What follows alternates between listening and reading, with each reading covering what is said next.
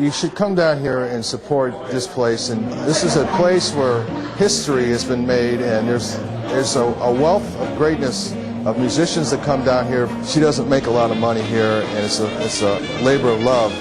And she's a sweet lady. I'm crazy about her. We love her, and she works so hard to keep this place, and her sisters to keep this place going. I want to thank both of them for the dedication that they have, and to have me back here.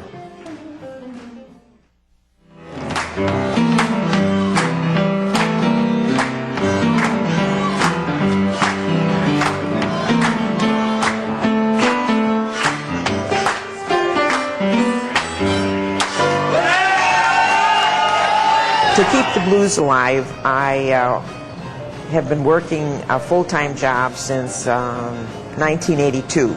It's a hard business to be in to make any money. It's difficult, it's long hours, and it's very expensive, and not everybody can continue. You might say this is my avocation.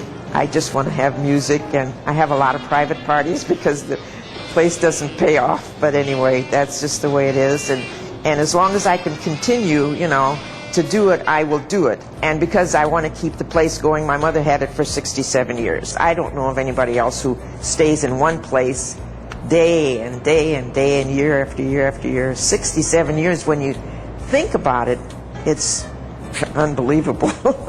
The Bartender's magazine elected my mother to the Bartender's Hall of Fame. She just met the criteria of being an outstanding lady, doing her own business, and starting it when it wasn't fashionable to be a woman in business. Then People magazine heard of the Chicago Tribune, and they decided to have an interview with Martha, and so that was in '88. In 1924, when my mother and dad bought this place, it was called the Midway Lunch because there was no alcohol to be served, and it was near beer. But in order to make a go and a living, everybody sort of bootlegged around here, and so did my mother and dad. They had kind of a little still in the backyard, and that's how she kept the business going until 1934. And then they changed the tavern from the Midway Lunch to the Midway Tavern and Dance Hall. One of the customers at that time was Newt Rockney and Al Capone and his gang. I think they must have made this their stop.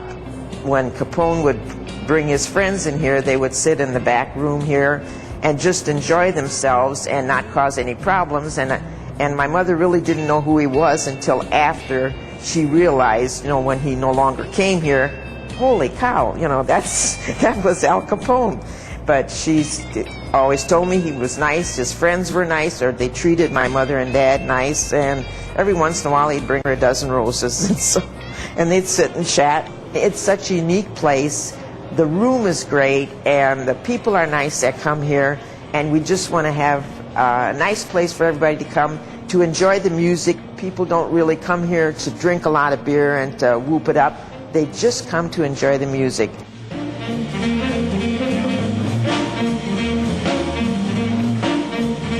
People of the area need to support small venues, not just once or 3-4 times a year, kind of on a continuing basis, because the music will continue at the Midway as long as I have people's support.